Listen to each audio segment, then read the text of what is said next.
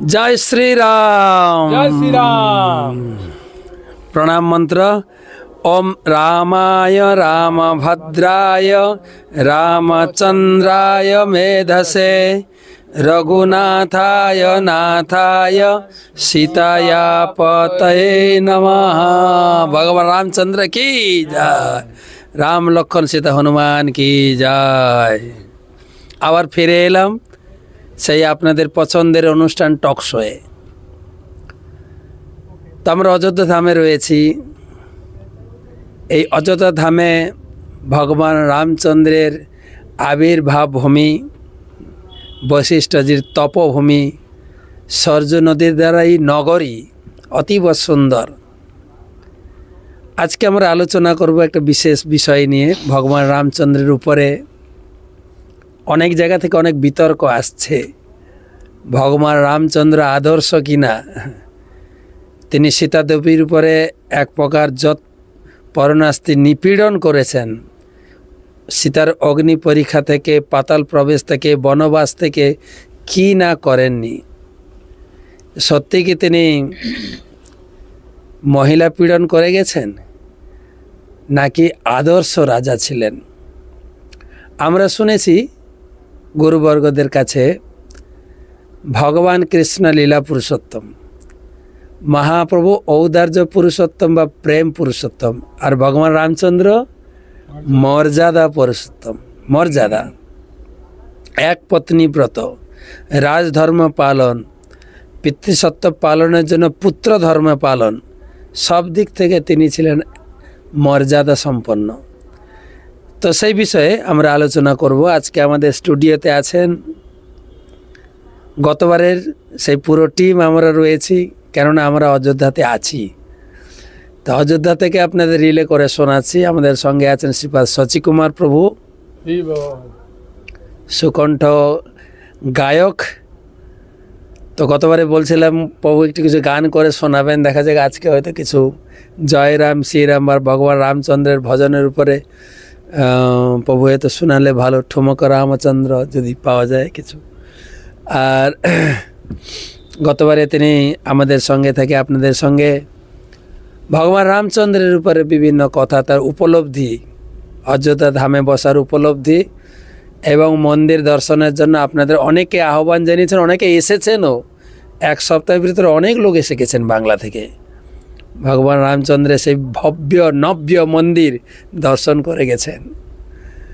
আছেন আমাদের রসিক বক্তা, আমাদের কমলাপতি প্রভু। অনেকেই প্রভুর ক্লাস শোনেন, প্রভুর পথে আপনারা অনুগমন করছেন। অনেককে তিনি হাজার হাজার মানুষকে কৃষ্ণ ভক্তির পথে নিয়ে এসেছেন। তার সুললিত যেই কণ্ঠে বিভিন্ন ধারাবাহিক চৈতন্য মহাপ্রভুর পার্শ্বদের চরিতাবলী এবং বিভিন্ন অনুষ্ঠানের নীতি নিয়ম অনেকেই কমলাপতি প্রভুর কাছে শুনে সেই পথে চলেন। তো কমলাপতি প্রভু আছেন, তার কাছেও আমরা শুনবো। আমরা কৃতজ্ঞতা জানাই শচীকুমার প্রভু, কমলাপতি প্রভু আছেন। গতবারের মতো গৌরধাম প্রভু, আমাদের শ্রীমৎ ভক্তি পুরুষোত্তম স্বামী মহারাজ বলে থাকেন বিদগ্ধ পণ্ডিত, শাস্ত্রীয় পণ্ডিত, বিভিন্ন শাস্ত্রের ব্যাখ্যা, এবং তিনি হচ্ছেন আমাদের মায়াপুর ইনস্টিটিউট সেখানকার সম্মানিত।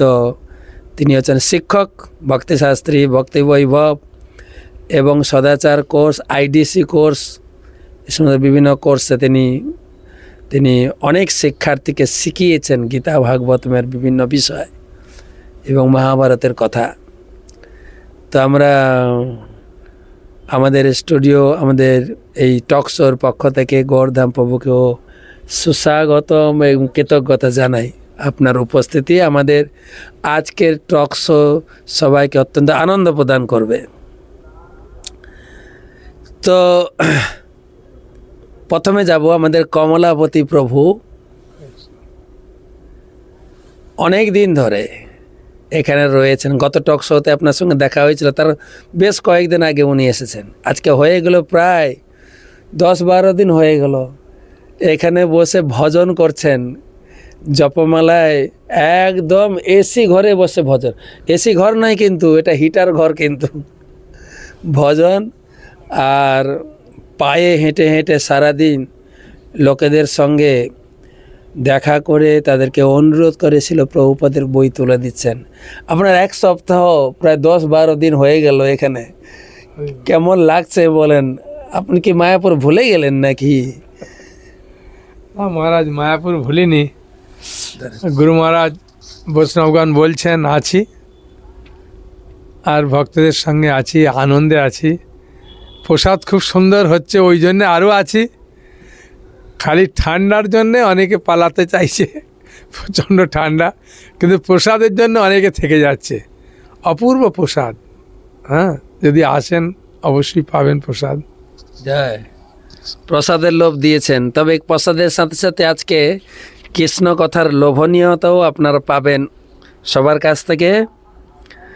তো কয়েকটা বিষয় আলোচনা করব। ভগবান কি আসলে সত্যি তিনি নারী পীড়ন বা কি বলা যায় সীতা দেবীর উপরে অত্যন্ত উৎপীড়ন করেছেন, নাকি তিনি মর্যাদা পুরুষোত্তম? একে একে আলোচনা করব। প্রথমে আমরা যাব, ভগবান রামচন্দ্র ছিলেন আদর্শ রাজা, তিনি ছিলেন আদর্শ পতি, তিনি ছিলেন আদর্শ ভাতৃবৎসল, তিনি ছিলেন আদর্শ শিষ্য, সেই সঙ্গে তিনি ছিলেন আদর্শ পতি। একে একে একটার পর একটা আলোচনা করব। তিনি শিষ্যের ভূমিকা আদর্শতা দেখিয়েছেন এবং বড় ভাই হিসাবে ভাইদের সঙ্গে ব্যবহার বা ভাইদের সঙ্গে আদান প্রদানেও আদর্শ তিনি প্রতিস্থাপন করেছেন এবং সীতাকে পত্নী হিসাবে গ্রহণ করার পরে আদর্শ পতি হিসাবে তার কর্তব্য, তার দায়িত্ব তিনি পালন করেছেন। তো প্রথমে চলে যাব আমাদের শ্রীপাদ শচীকুমার প্রভু। ভগবান রামচন্দ্র মর্যাদা পুরুষোত্তম রাম, তিনি রাজধর্ম জগতে রাজার দায়িত্ব কর্তব্য, তিনি আদর্শ রাজা হিসাবে, মর্যাদা পুরুষোত্তম হিসাবে জগতে বিদিত। আদর্শ রাজা হিসাবে তিনি কি করে গেছেন যে প্রমাণ রেখে গেছেন যে তিনি আদর্শ রাজা? হরে কৃষ্ণা, জয় শ্রীরাম। রামচন্দ্রকে বলা হয় মর্যাদা পুরুষোত্তম। তো এখনও আমাদের কথায় কথায় আমরা বলি রাম রাজ্য, এবং আমাদের রাজনীতিক নেতারাও বলেন যে রাম রাজ্য কবে আসবে। রাম রাজ্য কেমন ছিল? তো ভগবান রাম তিনি সব কিছুতে পারফেক্ট ছিলেন, সেরকম রাজাও তিনি ছিলেন প্রকৃত রাজা। রাজার কর্তব্য হচ্ছে কি না, তার রাজ্যের সমস্ত প্রজা তারা যেন খুব সুখে থাকে, শান্তিতে থাকে, তারা ধর্ম আচরণ করে, এই হচ্ছে প্রথম তার কাজ। সে রাজ্যের প্রজারা তার রাজার কাছ থেকে তার আদর্শে আদর্শিত হয়ে তারা নিজেকে সেই পথে চলবে। কারণ শাস্ত্রে এমনি বলা হয়েছে, রাজার দোষে রাজ্য নষ্ট।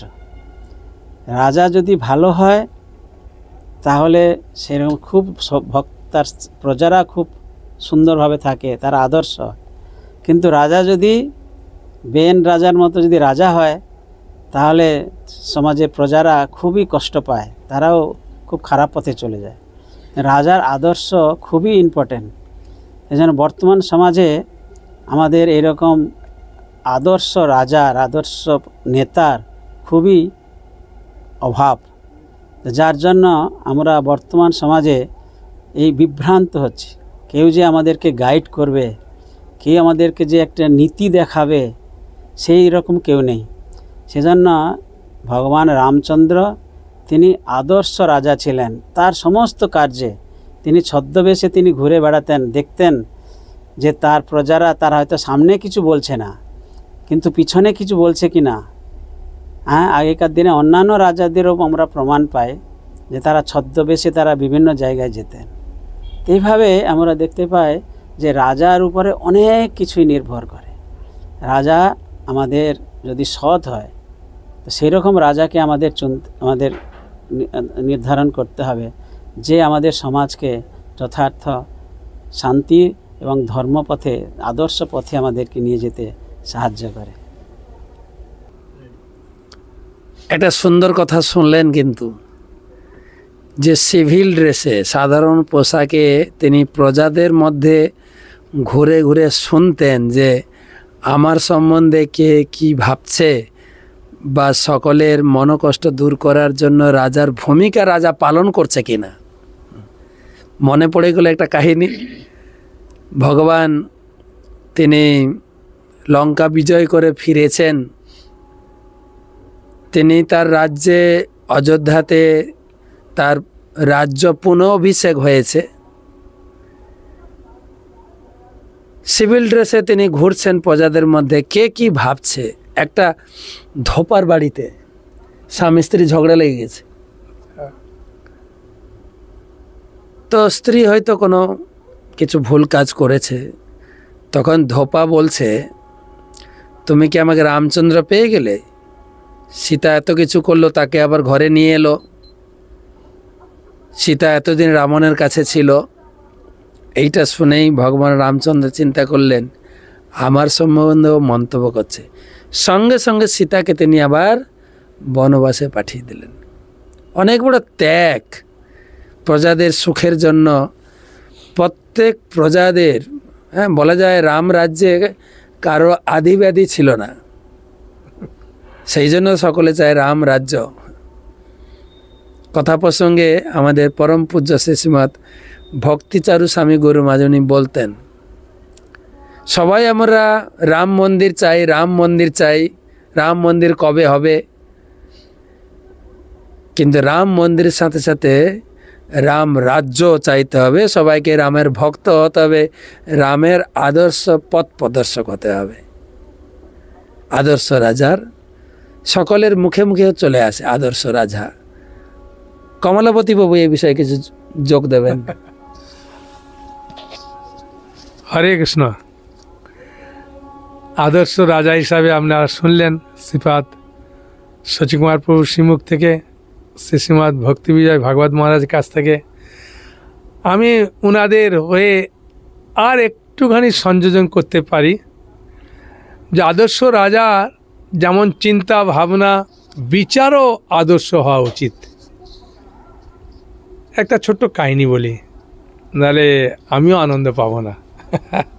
এটা শ্রীমৎ সুভাষ স্বামী গুরু মহারাজ বলছিলেন একবার, যে একটা কুকুর এসছে রাজা রামচন্দ্রের কাছে বিচার চাইতে। ভগবান রামচন্দ্র তিনি রাজা, তিনি কুকুরকে সঙ্গে সঙ্গে বললেন, ঠিক আছে এসো, বলো তোমার কি কথা।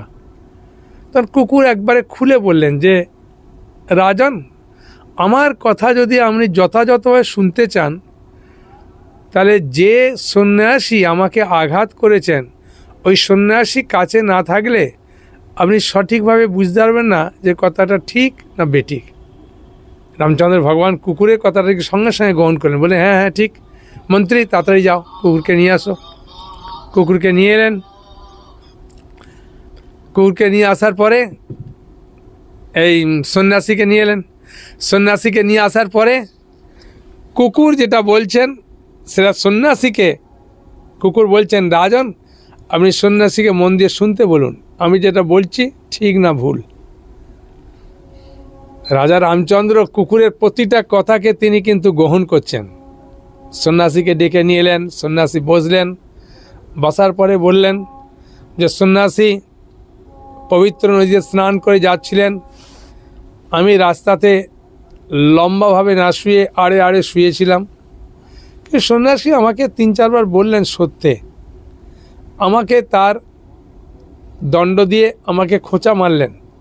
আমি তখন ঘাড়টা তুললাম, তুলে চোখ দিয়ে দেখলাম, দেখার পরে আবার শুয়ে পড়লাম। তখন সন্ন্যাসী আমাকে মারতে শুরু করলো, আর চারিদিকে ফেটে রক্ত বেরোচ্ছে। তখন রামচন্দ্র ভগবান রাজা, তিনি ক্ষত্রিয়, কিন্তু ক্ষত্রিয়ের ঊর্ধ্বে আছে ব্রাহ্মণ।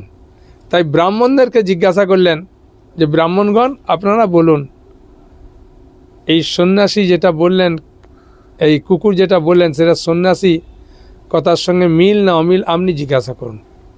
তখন ব্রাহ্মণরা জিজ্ঞাসা করছেন যে সন্ন্যাসী, কুকুর যেটা বললেন সেটা ঠিক? বুঝে হ্যাঁ সম্পূর্ণ ঠিক। বলে তাহলে আপনি তাকে মারলেন কেন? বলে আমি তো ওকে মারলাম এই কারণে, আমার কথাও অবজ্ঞা করলো, ও ঘাড়টা তুলে চোখ ফিটে তাকালো, তাকানোর পরেও আবার শুয়ে পড়লো, সেই জন্য আমি ওকে মারলাম।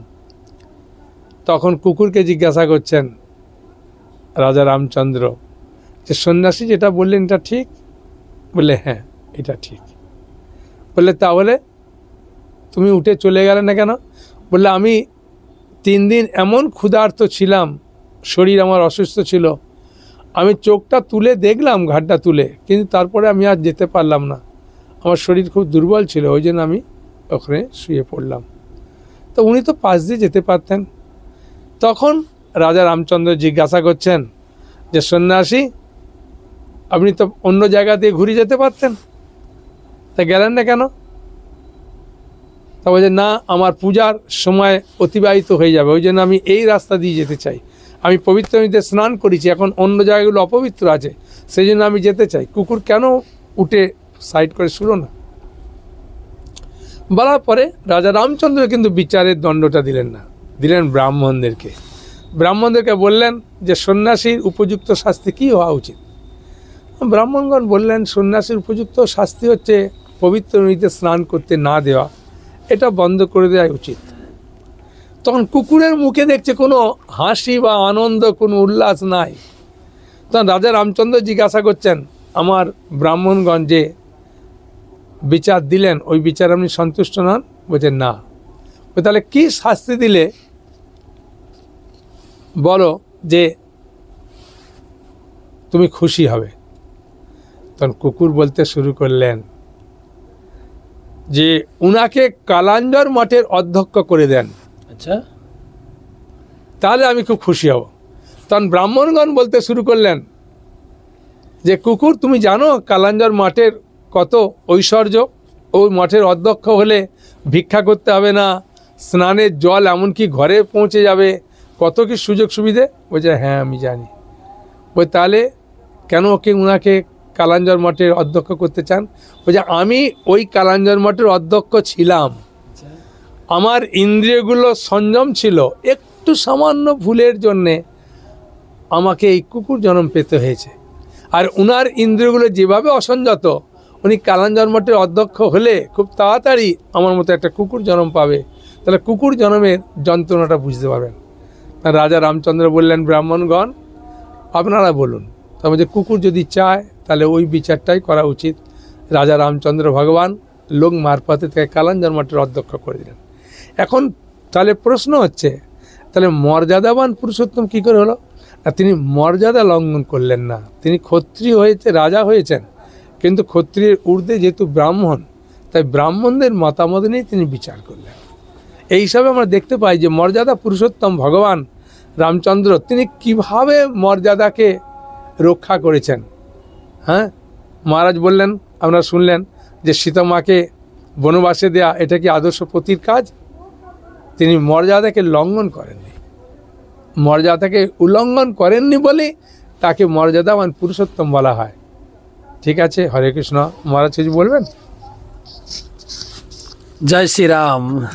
মর্যাদা আমাদের পরম পূজ্য ভক্তি পুরুষোত্তম মহারাজ বলেন ভগবান রামচন্দ্র একদম সোজা, দাঁড়ানো সোজা, চলাফেরা সোজা, সব কিছু সোজা, তাকানোও সোজা। ভগবান কৃষ্ণ কিন্তু নয়, তাকানো বাঁকা, দাঁড়িয়েছেনও বাঁকা, নামটাও বাঁকা। তার নাম হচ্ছে বাঁকা নয়, বাঁকা রায়। তো আমি তো বাঁকা বলে একটু ভাষা দিয়ে বললাম, মহারাজ আর একটু ভাষা দিয়েছে টেড়া। দাঁড়ানো তেড়া, যাই হোক। তো আমরা শুনলাম ভগবান রামচন্দ্র মর্যাদা পুরুষোত্তম আদর্শ রাজা ছিলেন, যার জন্য সকলে আমরা আশা করছি রাম রাজ্য ফিরে আসুক। সেই উপলক্ষে রাম মন্দির প্রতিষ্ঠা হয়েছে এবং সবাইকে রামের ভক্ত হওয়ার জন্য, রামের আদর্শ অনুসরণ করার জন্য আমরা অনুরোধ জানাই। এখন আমরা যাব ভগবান রামচন্দ্র, তিনি কিভাবে একজন আদর্শ ভাই, কি বলে, ভাতৃবৎসল ছিলেন, আদর্শ ভাই, বড় ভাই হিসাবে তিনি তার কি কর্তব্য পালন করেছেন, সেই দিক দর্শন করবেন আমাদের পরম পূজ্য সভাপণ্ডিত গৌরধাম প্রভু। হরে কৃষ্ণ। জয় শ্রীরাম। জয় শ্রীরাম। তো আদর্শ ভ্রাতা হিসাবে ভগবান শ্রীরামচন্দ্রের অনেক দৃষ্টান্ত তিনি রেখে গেছেন আমাদের সামনে। আদর্শ ভাইয়ের যে কর্তব্য, শাস্ত্রে বর্ণনা করা হচ্ছে যে একজন আদর্শ, মানে বিশেষ করে জ্যেষ্ঠ ভ্রাতা হিসাবে রামচন্দ্র ভগবান তিনি এসেছিলেন। জ্যেষ্ঠ ভ্রাতা হিসেবে তিনি বলা হচ্ছে, জ্যেষ্ঠ ভ্রাতা হচ্ছে ঠিক পিতার মতো, পিতার প্রতিনিধি হিসেবে তিনি কার্য করেন। এবং আমরা রামচন্দ্র ভগবানের জীবনীতেও, তার লীলাতেও আমরা দেখতে পাই তিনি কিভাবে পিতৃবৎ আচরণ করেছিলেন তার ভ্রাতাদের প্রতি। আমরা যদি ভরতের সঙ্গে তার আচরণ দেখি, সে সম্বন্ধেও আমরা পাই যে কিভাবে ভরত যখন 14 বছর বনবাস হবে বলে কইকেয়ী দাবি করলেন মহারাজ দশরথের কাছে, তো তখন আমি শুনেছিলাম শ্রীমৎ ভক্তি বিজয় ভাগবত স্বামী মহারাজের কাছ থেকে যে তিনি এতটা খুশি হয়েছিলেন রামচন্দ্র ভগবান যে আমার ছোট ভাই ভরত রাজা হবেন। আমরা সাধারণত কি মনে করতাম, আমার ভাই কিছু আমার থেকে বড় হয়েছে মানে সেটাতে আমরা দুঃখ পাই, কিন্তু এখানে আমরা রামচন্দ্র ভগবানের লীলাতে দেখতে পাই যে তিনি এত খুশি হয়েছিলেন যে ভরত রাজা হবেন। তো তাছাড়াও আমরা লক্ষ্মণের সঙ্গে যখন বিভিন্ন বনবাস থাকাকালীন অবস্থায়, এমনকি যখন বনবাসে আসবেন তখন তিনি যখন বেরিয়ে আসছিলেন, লক্ষ্মণ তখন বলছিলেন যে আমিও যাব, কিন্তু তিনি অনেক বোঝানোর চেষ্টা করেছিলেন রামচন্দ্র ভগবান লক্ষ্মণকে যে না, এই আমি যে 14 বছর বনবাস যাচ্ছি এটা আমার প্রতি আদেশ। কইকেয়ী মাতা যে দশরথ মহারাজ দশরথের কাছে তিনি বর চেয়েছেন, তো উনি বলছেন যে আমার জন্য এটা তোমার জন্য না। কিন্তু যেহেতু লক্ষ্মণ ছোটোবেলার থেকেই রামচন্দ্র ভগবানের সেবক হিসেবে তিনি নিজেকে মনে করতেন, তাই তিনি তার সঙ্গে সে বনবাসে গেলেন। তো বনবাস থাকাকালীন অবস্থায় অনেক ঘটনা এরকম ঘটেছে যে রামচন্দ্র ভগবান একজন পিতার মতো সর্বদাই লক্ষ্মণকে, অনেক সময় লক্ষ্মণ কোনো এরকম কিছু ঘটনা যখন ঘটতো, উত্তেজিত হয়ে উঠত, রামচন্দ্র ভগবান তাকে সান্ত্বনা দিয়ে, বিভিন্ন উদাহরণ, বিভিন্ন দৃষ্টান্ত দিয়ে সান্ত্বনা প্রদান করতেন। তো একজন পিতার যেরকম আচরণ হয় তার পুত্রের প্রতি, তার সন্তানের প্রতি, তাকে সুরক্ষা, তাকে পালন পোষণ, তো রামচন্দ্র ভগবানের লীলাতেও আমরা দেখি এরকম তার ভাইদের প্রতি তিনি আচরণ করেছেন।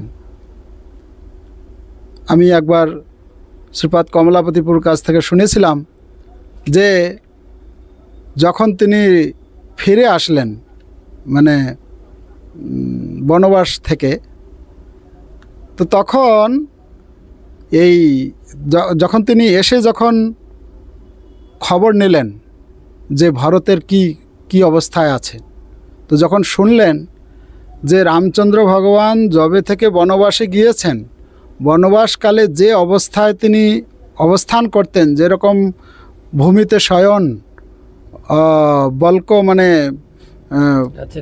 গাছের ছাল পরে তিনি বনবাসী বেশ ধারণ করেছিলেন, জটাধারী, একদম সেম টু সেম ভরত রাজকার্য পরিচালনা করতেন। তিনি মানে রাজপ্রাসাদে থাকতেন না। আমরা এখানে শুনেছি যে এখানে নন্দীগ্রাম আছে। এই নন্দীগ্রামে ভরত মাটিতে শয়ন করে থাকতেন। মাটি থেকে একটু নিচে, মাটি থেকে আরো নিচে, কেন মাটিতে তো রামচন্দ্র শয়ন করতেন। আচ্ছা, একটু নিচে।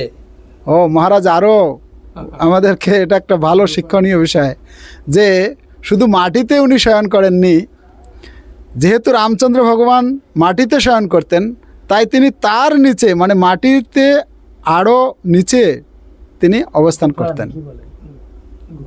হ্যাঁ, তো যখন এই ঘটনা শুনলেন, তখন রামচন্দ্র ভগবান এসে ভরতকে এমনভাবে দৃঢ় আলিঙ্গন করলেন, এবং আলিঙ্গন তো করলেন, তার যে স্নেহ ভাইয়ের প্রতি, সেই স্নেহে বলা হচ্ছে যে তার অশ্রু জলে তিনি ভরতকে অভিষিক্ত করেছিলেন। তো এখান থেকে আমরা পাই, এবং আমরা দেখি এই রামচন্দ্র ভগবানের যে ছোট 3 ভাই ছিলেন, ভরত, শত্রুঘ্ন এবং লক্ষ্মণ, প্রত্যেকেই তারা ভগবান রামচন্দ্রকে পিতার মতো সম্মান করতেন, এবং জ্যেষ্ঠ ভ্রাতা হিসেবে তিনিও তার ভাইদেরকে পিতার মতো তাদেরকে পালন পোষণ, সুরক্ষা, সব কিছু, আদর, স্নেহ, আনন্দ সব কিছু তিনি দিতেন। তো এরকম অনেক ঘটনা রয়েছে, বলে শেষ করা যাবে না। রামচন্দ্রের এত লীলা রয়েছে, তাই সংক্ষেপে বন্ধ করে। আসলে ব্যাপারটা হচ্ছে 4 ভাই কিন্তু এক প্রাণ।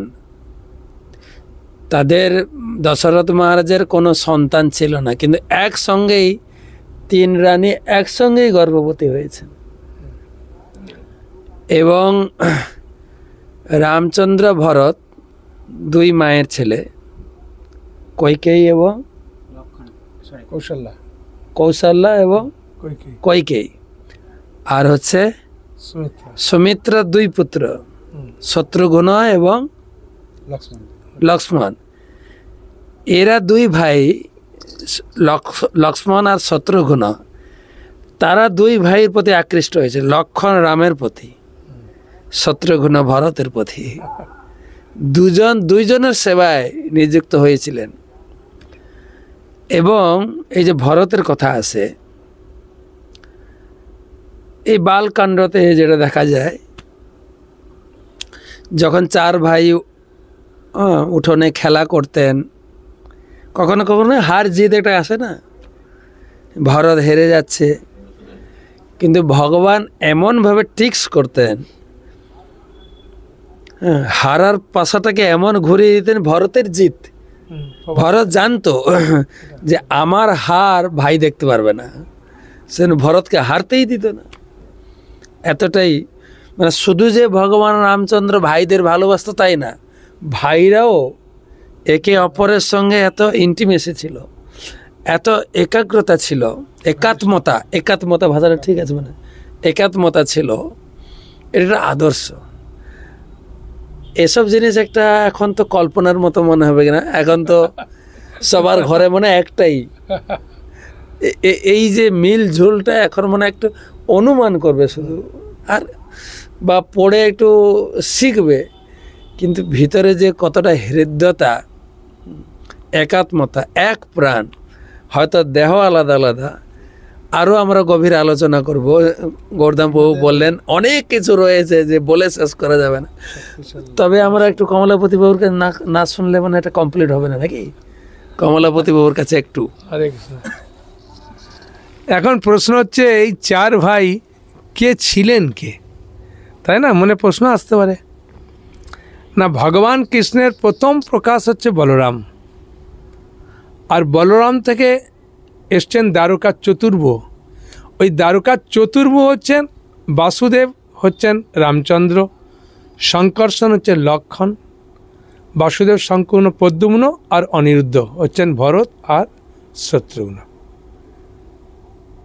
এমনকি তাদের যে ভাইদের ভালোবাসা শুধু পাড়া প্রতিবেশী জানতেন না, তার মায়েরাও জানতেন যে রামকে ছাড়া লক্ষণ থাকবে না, লক্ষণকে ছাড়া রাম থাকতে পারে না। ওই জন্য একসঙ্গে খেতে আসতেন, একসঙ্গে শুতেন। মায়েরাও চার ছেলেকে সবাই নিজের ছেলে মনে করতেন। হ্যাঁ, মনে তো করতেন, এটা ঠিক। আর ভরত শত্রুঘ্ন, একটা ছোট্ট কাহিনী না বললেও থাকতে পারছি না। ভগবান রামচন্দ্র বনবাসে আছেন, আর মান্ডবী ভরতের স্ত্রী, তিনি রাত্রে শুতে যাননি, ঘোরাফেরা করছেন। তা কৌশল্যা মা হঠাৎ আগ্রহান্বিত হয়ে জিজ্ঞাসা করলেন যে বৌমা, তুমি শুতে যাবে না কি? ভরত এখন আসেনে? বলছে না মা, ভরত তো এখানে থাকে না আমার সঙ্গে। কি বলছো? বলছে হ্যাঁ মা, ভরত এখন নন্দীগ্রামে থাকেন আপনার। বলে আচ্ছা। বললে হ্যাঁ মা, আর ও তো ভূমিতে শয়ন করে কুশ শয্যার উপরে, আর জব সিদ্ধ গোমূত্র দিয়ে আহার করে। তা আমি যেহেতু এখানে আছি, তাই আমি দেখতে পাই যে নন্দীগ্রামের যে আলো, ওই আলোটা অফ হলে আমি বুঝতে পারি যে আমার প্রভু বিশ্রাম নিয়েছেন, তখন আমি শুতে যাই। কৌশলনামা শুনে ঝরঝর করে কেঁদে ফেললেন। বাবা, এত ভাতৃ, দেখ ভাতৃদের মধ্যে এত ভালোবাসা, আপনজন। তো এইরকমভাবে জগৎবাসী ততটা জানতে পারতো না। যেন ভরত দিনের বেলা কখনো সরযূতে স্নান করতে যেতেন না। লোকেরা বলতো এর জন্যেই রাম বনবাসে গেছে, জানো, এর রাজ্যর লোভে, বলে মারতেন। তাই ভরত দিনের বেলা যেতেন না, রাত্রিবেলা যেতেন স্নান করতে। তা ভ্রাতৃত্ব বোধ এই আমরা আলোচনার মাধ্যমে জানতে পারছি যে রাম, লক্ষ্মণ, ভরতের মধ্যে কত ভ্রাতৃত্ববোধ। হ্যাঁ, আমরা একটু বলুন কিছু। একটা যেটা মনে পড়লো যে ভগবান যখন লঙ্কা বিজয় করে ফিরে এলেন, ভরতের মা কইকেয়ী, তিনি তো অনেকটাই ভেঙে পড়েছিলেন যে আমার জন্য পুরো সংসারটা আজকে ছারখার হয়ে গেল, আমার জন্যই দশরথ মহারাজ পুত্র বিয়োগে দেহত্যাগ করলেন, আমরা সবাই বিধবা হয়ে গেছি। তার কারণ হচ্ছে আমার মনে হয় রাম আমাকে মা বলে আর ডাকবে না। কিন্তু ভগবান যখন ফিরে এলেন, প্রাসাদে প্রবেশ করেই প্রথম কইকেয়ীর মার কাছে গিয়ে চরণে প্রণাম করে তাকে মা মা বলে জড়িয়ে ধরলেন। কই হাঁ করে, তুই আমাকে মা বলে ডাকছিস? বলে কেন, তুমি আমার মা নও? কইকেয়ীর বাগরুদ্ধ হয়ে গেছেন, কি বলবেন, ঝরঝর করে চোখের জল নেমে যাচ্ছেন। বলে মা, তুমি কথা বলছো না, তোমার কোনো দোষ নয়, তোমার এই কার্যকলাপের দ্বারা একটা জিনিস জগতে প্রতিষ্ঠিত হয়েছে, ভরতের ভাতৃপ্রেম। ঠিক আছে, যে কোনো কারণে হোক ভরতকে রাজা বলে আমরা গ্রহণ করেছিলাম, কিন্তু এই ঘটনার পরিপ্রেক্ষিতে ভরতের যে ভাতৃপ্রেম সেটা আমরা উপলব্ধি করতে পারতাম না যদি এটা এই ঘটনা না ঘটত। আচ্ছা, সুন্দর লাগলো না? ভরতের ভাইদের মধ্যে এত ভালোবাসা, এত প্রীতি, যেটা এক বাক্যে বলা যায় একাত্মতা। আর যেটা কমলাপতি বাবু বলেন, ব্যক্তি তো একই, এক ব্যক্তি চতুর্ধাম মূর্তিতে তিনি এসছেন। শুধু সেইটুকু নয়, মা সীতাও লক্ষ্মী, মহালক্ষ্মী, তিনিও 4 ভাগে বিভক্ত হয়ে এসছেন। তিনি সীতা, লক্ষণের স্ত্রী উর্মিলা, মান্ডবী, সুতকৃতি, এরাও 4 বোন, এরা 4 ভাই, এরাও 4 বোন, একই বিগ্রহ। তো অপূর্ব রামায়ণ কথা। তো রামায়ণ পড়তে হবে। রামায়ণ আমি যদি পুরো পড়ি না, শুনে শুনে যতটুকু উপলব্ধি করেছি, অপূর্ব। এখন আমাদের মহারাজ বাংলা রামায়ণ বেরিয়েছে না? যখন ভগবান যখন লঙ্কায় যুদ্ধ হচ্ছিল, যুদ্ধ চলাকালীন অবস্থায় যখন মেঘনাদ লক্ষণকে শক্তিশাল মারল, তো আমরা সেখানে পাই কিভাবে লক্ষণের জন্য রামচন্দ্র ভগবান রোদন করছিলেন, এবং তিনি মানে ছাতি পিটিয়ে ক্রন্দন করছেন আর বলছেন, হায় আমার ভ্রাতা লক্ষণ, তুমি যদি এখানে যদি মানে ফিরে না আসো, তাহলে আমার এই এত সমস্ত যা কিছু করেছি এগুলো আমার কিসের প্রয়োজন? আমি ফিরে গিয়ে আমার মাতা সুমিত্রাকে কি জবাব দেব? মানে তিনি এত ক্রন্দন করছিলেন। তো এর মাধ্যমে আমরা বুঝতে পারি যে ভ্রাতৃস্নেহ কতটা তার মধ্যে ছিল। মহারাজ একটা তাহলে আমি একটু না বললে আনন্দ পাচ্ছি না। এই লক্ষণের শক্তিশাল শুনে একটা চুটকি মনে পড়ে গেল। ভগবান রামচন্দ্র হনুমানকে পাঠালেন বিশল্যকরণী আনতে, আর হনুমান গিয়ে বিশল্যকরণী চিনতে পারলেন না। পুরো পাহাড়টাকে তুলে নিয়ে আসছেন, আস্তে আস্তে লেট হয়ে গেছে, সূর্যাস্ত চলে যাচ্ছে।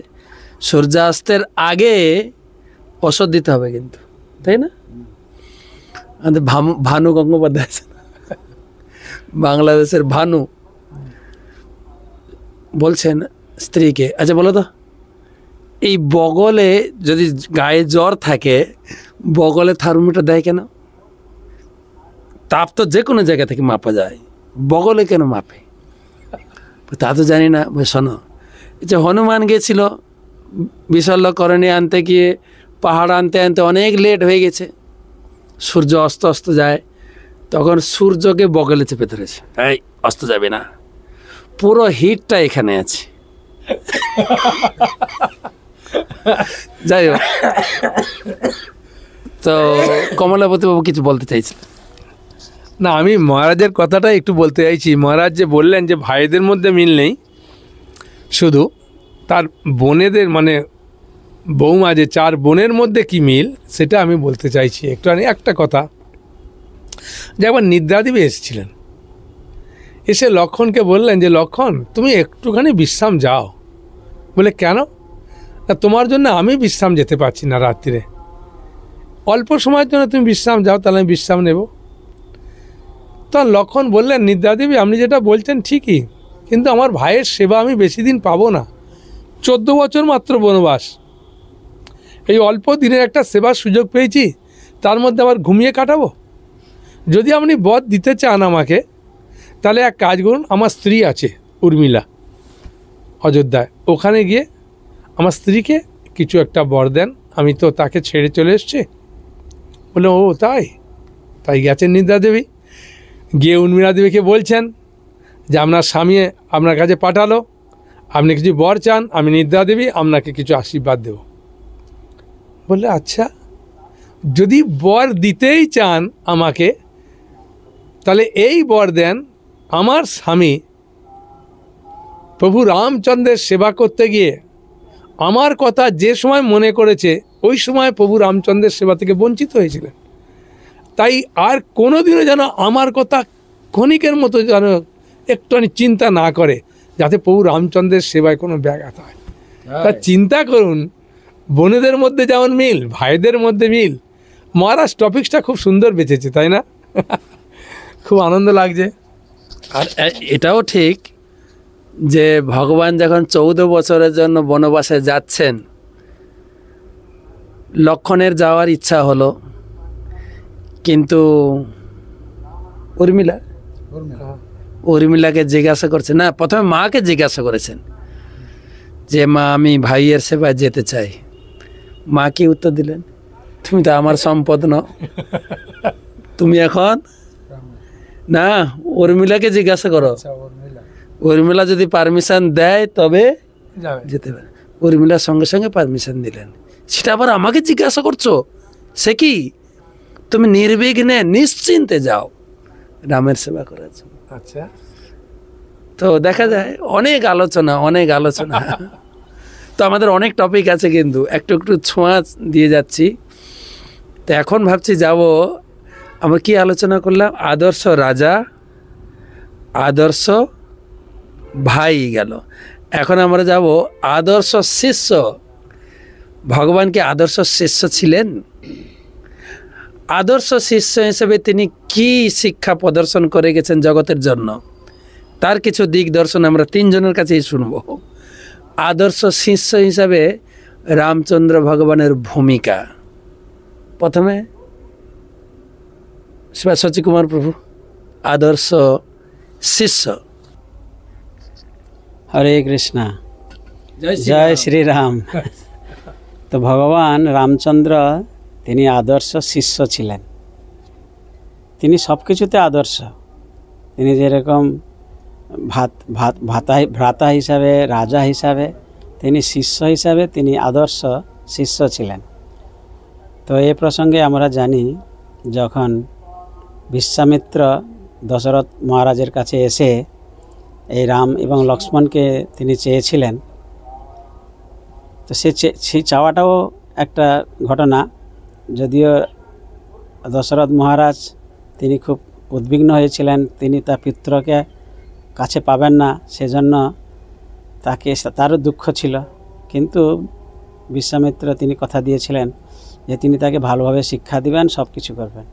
তো এইভাবে বিশ্বামিত্র এই রামচন্দ্র এবং লক্ষ্মণকে তিনি নিয়ে গিয়েছিলেন তার আশ্রমে। সেখানে সেই যজ্ঞ যে তারা করতেন, সেই যজ্ঞে সমস্ত অসুররা খুব উপদ্রব করত, তাদেরকে বধ করার জন্য তিনি নিয়ে গিয়েছিলেন।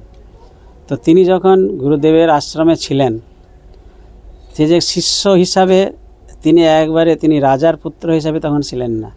তিনি একবারে গুরুদেবের সমস্ত কিছু সেবা, তার পদসেবা, তার শারীরিক সেবা, তার জন্য ফুল এনে দেওয়া, পূজার সামগ্রী, যজ্ঞের জন্য কাঠ, এই সমস্ত সব কিছুই তিনি এই সেবা করছিলেন। এইখান থেকে আমরা প্রত্যেকেই আমরা শিষ্য, গুরুদেবের শিষ্য। তো আমাদের ভাব এরকম থাকা উচিত যে গুরুদেবের প্রতি কোনো সেবার কোনো ভাব বিচার না করে তার সন্তুষ্টি বিধানের জন্য খুব ছোট ছোট কাজ আমাদের করা উচিত। আমাদের শুধু গুরুদেবের বড় বড় সেবা দায়িত্ব সেরকম শুধু নয়, তার ছোট ছোট সেবাও পর্যন্ত আমাদের করার এইরকম ভাব আমরা ভগবান রামচন্দ্রের কাছ থেকে শিক্ষা লাভ করতে পারি। তিনি একজন আদর্শ শিষ্য।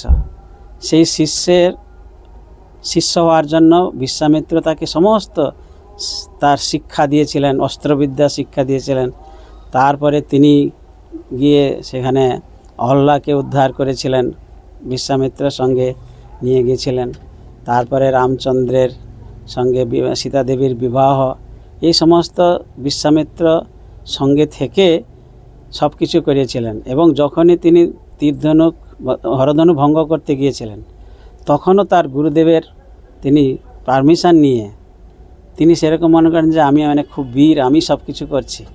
যদিও ভগবান সব কিছু সর্বশক্তিমান, তো তবুও তিনি তার গুরুদেবের কাছে প্রার্থনা করে তার পারমিশন নিয়ে, তার আদেশ নিয়েই তিনি গিয়েছিলেন।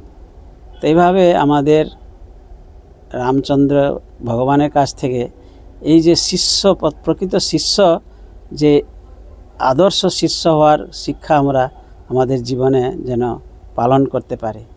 এই প্রত্যেকটি ভগবান রামচন্দ্রের যে কার্যকলাপ আমাদের প্রত্যেক মানুষের জন্য সর্বক্ষেত্রে একটা আদর্শ হিসাবে আমরা রাখতে পারি এবং তার আদর্শে যদি আমরা চলি, আমাদের জীবনটি খুব মঙ্গলময় হবে এবং যথার্থ আমরা শিষ্য হতে পারবো, আমরা যথার্থ পুত্র হতে পারবো, যথার্থ ভ্রাতা হতে পারবো, আর যথার্থ পিতাও হতে পারবো। হরে কৃষ্ণ, জয় শ্রীরাম। তো খুব সুন্দর কথা। আদর্শ শিষ্য, ভগবান তো তিনিই জগৎগুরু, তিনিই জগৎগুরু, তিনি গীতার জ্ঞান দিয়েছেন জগৎকে। প্রথমে তিনি ভক্তিশাস্ত্রে পড়িয়েছেন সূর্যদেবকে, গীতায় দেখি না, ইমং বিবসতে যোগম। প্রথমেই তিনি ভক্তি বৈভব পড়িয়েছেন ব্রহ্মাকে, তেনে ব্রহ্মা হৃদয় আদি কবয়ে। তিনি জগৎগুরু, জগৎ শিক্ষক, কিন্তু যেহেতু মনুষ্য লীলা করতে এসছেন তিনি জগতে, এটাও শিক্ষা দিতে এসছেন যে আদর্শ শিষ্য কীভাবে হতে হয়। আদর্শ শিষ্য, আদর্শ শিষ্য হচ্ছেন একজন গুরুদেবের ঐকান্তিক সেবক এবং গুরুদেবের উপরও কি বলা যায় ঐকান্তিক নিষ্ঠা গুরুদেবের উপরে। গুরুদেব যা বলবেন সেটাই হচ্ছে আদর্শ শিষ্য। আমি একটা কাহিনী শুনেছিলাম, শিবাজির গুরুদেব রামদেব, কি নাম ছিল, সমর্থ রাম, শিবাজির গুরুদেব। রামা বলে একটা লোক ছিল, রামা, হ্যাঁ, সে খুব কাজ করত, প্রচুর খেত, কিন্তু বয়স হয়ে যায় আর শারীরিকভাবে কাজ করতে পারে না, কিন্তু খাওয়াটা কমেনি, প্রচুর খেত। বাড়ির ছেলেরা মিলে ওকে ঘর থেকে বের, দূর শুধু খায়, কিছু কাজ করে না, ওকে ঘর থেকে বের করে দিয়েছে। ও বেচারা ঘুরতে ঘুরতে ঘুরতে ঘুরতে সে সমর্থক রাম গুরুদেবের কাছে এসছে, গুরুদেবের চরণে পড়ে প্রণাম করে আরতি করছে, গুরুদেব আমাকে আপনার আশ্রমে রাখুন, হ্যাঁ, আপনার আশ্রমে যে কাজ দেবেন আমি সে কাজ করে দেব, আমি খুব ক্ষুধার্ত, আমি বেশি খাই বলে আমাকে ঘর থেকে বের করে দিয়েছে, আপনি রাখুন। গুরুদেব দয়ার হৃদয় দেখে দয়া হয়েছে, তুমি কি করবে আশ্রম? গুরুদেব আপনি যা কাজ দেবেন, আপনার গরু গাই থাকলে আমি গাই চড়াতে পারবো, বাগানটাকে দেখাশোনা করতে পারবো, যা কাজ বলবেন আমি করব। বলছে ঠিক আছে থাকো তাহলে। না গুরুদেব একটা কথা কিন্তু, বলছে কি, আমি কিন্তু 250 চাল না হলে কিন্তু আমার পেট ভরে না। তো গুরুদেব বলছে আরে বাবা ঠিক আছে, ভগবানের সৃষ্টি থেকে খাওয়ার অভাব নাকি? ভগবান যদি চায় তোমার খাওয়ার অভাব হবে না, তুমি থাকো। তো গুরুদেব রেখেছেন, গাই চড়াতে যায়, গাই চড়ানোর কাজ দিয়েছেন, জমি দেখভালের কাজ দিয়েছেন, দেখাশোনা করে খুব নিষ্ঠাভাবে করে, আর 250 চালের ভাত খায়। এসেছে একাদশী, একাদশীতে অন্ন রান্না হবে না, ও শুনতে পেয়েছে সবার কাছ থেকে একাদশীতে অন্ন, ও তো অন্ন না হলে পেট ভরবে না, তা আবার 250 অন্ন। ও গুরুদেবের কাছে গিয়ে বলছেন গুরুদেব আপনি তো জানেন গুরুদেব আমি অন্ন না খেয়ে থাকতে পারবো না, ওই একাদশীটা আমি করতে পারবো না, আমাকে 250 চালের অন্ন দিতে, আপনি বলেছেন কিন্তু আমাকে খাওয়াবেন। তখন গুরুদেব বলছেন ঠিক আছে আমার আশ্রমে তো অন্ন হবে না, তুমি যদি অন্ন খেতে চাও তুমি চাল নিয়ে যাও, জঙ্গলে তুমি রান্না করে রামকে ভোগ দিয়ে খাবে। গুরুদেবের কথা মতো গাই বাছুর নিয়ে গেছে, 250 চাল নিয়ে গেছে, রান্না করেছে, রান্না করার পরে পাতা পেতেছে, পাতায় পেতে গুরুদেব বলেছে ভোগ না লাগিয়ে খাবে না, ভোগ লাগিয়ে রামকে ডাকছে, রাম আসে না, গুরুদেব বলেছে রাম এসে খাবে, আকুল ভরে কান্না করছে রাম রাম রাম আসে না, অনেকক্ষণ, কেন ওর বিশ্বাস আছে গুরুদেব বলেছেন মানে আসবে, অনেকক্ষণ পর ভগবান রাম এসে গেছে, রাম এসে বসে খাচ্ছেন, যা ছিল হাফ খেয়ে নিয়েছিলেন আর হাফটা প্রসাদ হিসাবে খেয়েছে। সন্ধ্যার সময় ফিরেছে, গুরুদেব জিজ্ঞাসা করছে সব ঠিকঠাক আছে? হ্যাঁ গুরুদেব, কিন্তু একটা মুশকিল হয়ে গেছে। বলছে কি? আপনি বললেন রামকে না দিয়ে খাবে না, ও এসে হাফ খেয়ে নিয়েছে, তা আমার তো পেট ভরে নেই, এর পরের একাদশী এলে কিন্তু ডবল চাল দিতে হবে। বলছে ঠিক আছে। গুরুদেবের একটু বিশ্বাস হলো, পরের একাদশীতে 500 চাল নিয়ে গেছে, রান্না করে ডাকছে রামকে, রাম আবার সঙ্গে সীতাকে নিয়ে চলে এসছে, তাতেও শর্ট পড়ে গেছে। পরের একাদশী লক্ষণ, তারপরের একাদশীতে হনুমান, বড় মুশকিলের ব্যাপার। তো গুরুদেব চিন্তা করছে কি ব্যাপার, এর হাতে ভগবান রামচন্দ্র গ্রহণ করছে, হতেও পারে। তো তখন গুরুদেব করলেন কি, বলছে ঠিক আছে আমি একটু প্রচারের জন্য বাইরে যাচ্ছি, তুমি এখন আশ্রমটা দেখাশোনা করবে, ঠিক আছে? আর আশ্রমে কিন্তু পয়সাপত্র নেই, কিন্তু ভিক্ষা করবে দিয়ে আশ্রম চালাবে। বলছে ঠিক আছে গুরুদেব। তো গুরুদেব চলে গেছেন, শিষ্য নিয়ে একা মন্দির চালাবে, ভিক্ষা করে রান্না করে ভোগ দিতে বসেছে, সবাই এসে খাচ্ছে, রাম লক্ষ্মণ সীতা হনুমান। তখন এই রামা বলছে আমি একা খাটবার, সবাই বসে খাবে, হ্যাঁ সবাইকে কাজ করতে হবে, সবাইকে, ঠিক আছে? তো সবাইকে কাজ ভাগ করে দিয়েছেন। হনুমান যত বড় বড় কাজ, কাঠ চেরা কাজ, যেখানে বেশি কিছু বয়ে নিয়ে যেতে হবে ওগুলো কাজ করবে, লক্ষ্মণ সবজি কাটবে, মা সীতা রান্না করবে, আমি ভিক্ষা করব। রামচন্দ্র বলছে আমার কি কাজ, আমার কিছু কাজ দাও। বলছে ঠিক আছে আপনারও কাজ, আমরা সবাই কে কী করছে না করছে আপনি দেখবেন, ঠিক আছে? সবাই ঠিক ডিউটি পালন করছে কি না। তো এই করে চলছে, বেশ ভালোই চলছে। আর মন্দিরে এখন লোকজন আসে না, কেন আসে না জানেন? এ যে বেচারি ভোগ লাগাতে বসে, ঘন্টি যে বাজাতেই আছে, তো বাজাতেই আছে, খাওয়াতেই আছে, আর লোক আর মন্দিরে আসেই না। তো কখন প্রায় দরজা বন্ধ থাকে। তো একদিন গুরুদেব ফিরেছেন, গুরুদেব ফিরে দেখে দরজা বন্ধ, আর দরজার ফুটো দিয়ে দেখছেন কি করছে। তখন দেখছে আরে রামকে লক্ষ্মণকে সীতাকে বসে বসে খাওয়াচ্ছে, আদর করে পরিবেশন করছে আর খাওয়াচ্ছে। এ গুরুদেব দেখেই তো আমি স্বপ্ন দেখছি না, রাত্রে নাকি দিনে আমি দেখি স্বপ্ন। তো দেখছে, তখন সবার খাওয়া হয়ে গেল, যে যার মন্দিরে চলে গেলেন।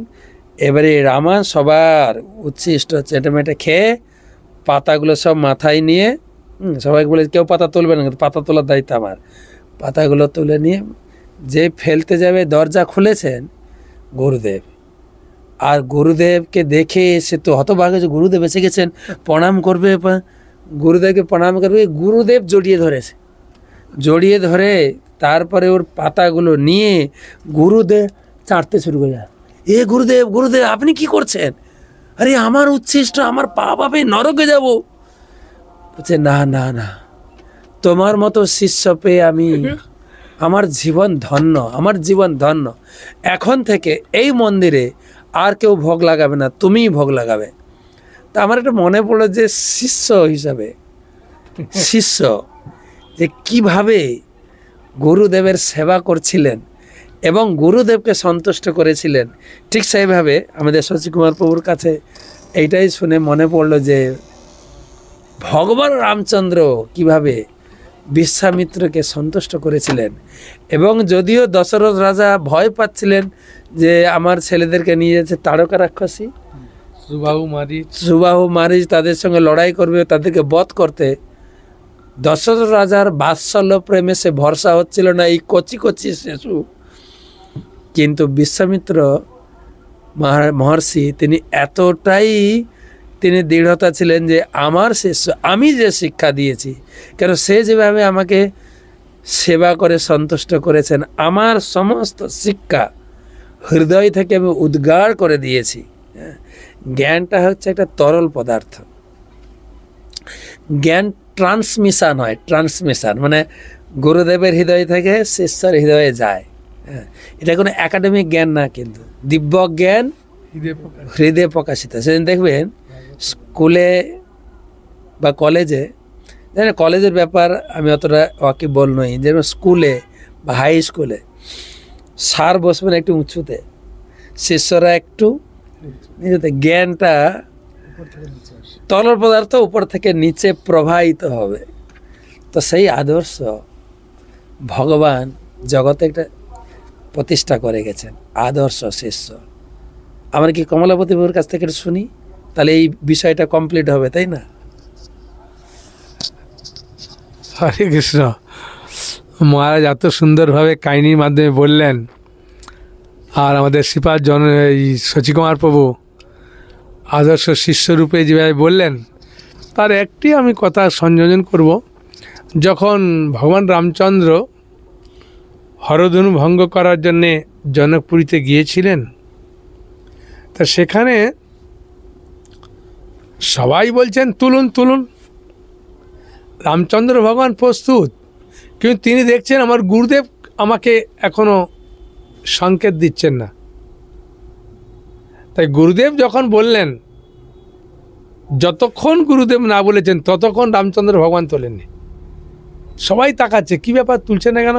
সবাই তো আসছে, বলা মাত্রই তুলছে। ওই দলে রাবণও গিয়েছিলেন। হ্যাঁ, রাবণ চিন্তা করেছিলেন যে আমি তুলব, শিবজি চিন্তা করলেন আরে এটা আমার হরধনু, ও পাপি তুলবে কি করে, ও তুললে তো আমার সর্বনাশ হয়ে যাবে। তাই এমন বুড়ো আঙুলের চাপ দিয়েছে, রাবণ ওখানে পড়ে হয়ে গেছে।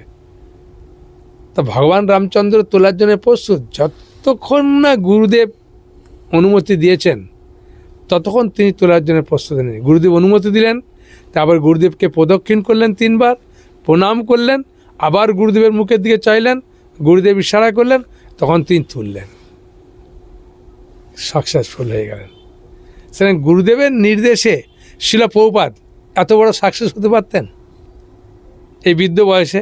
প্রভুপাদকে দেখতে সুন্দর ছিল না? প্রভুপাদ খুব লম্বা চওড়া ছিল না? টাকা কড়ি ছিল? কিসে ছিলেন? শুধু গুরু বাক্য হৃদয়ে ধারণ করে, মহারাজ যেটা বললেন না, দিব্যজ্ঞান নিতে পারে, গুরু বলে একমাত্র প্রভুপাদ সারা বিশ্বকে জয় করেছেন। হ্যাঁ, আর রামচন্দ্র ভগবান আদর্শ শিষ্য এই গুরু বলে হরধনুকে তুললেন, ভাঙলেন, সীতামাকে জয় করলেন। মহারাজ কিছু বলবেন? বলার বলতে ওই হরধনু ভঙ্গতে মনে পড়ে গেল যখন জনক মহারাজ এই যে স্বয়ম্বর সভা এটা রেখেছিলেন, কেউ হরধনু তুলতে পারছেন না, যে যাচ্ছে হরধনু তোলা তো দূরের কথা, ছিটকে সব পড়ে যাচ্ছে।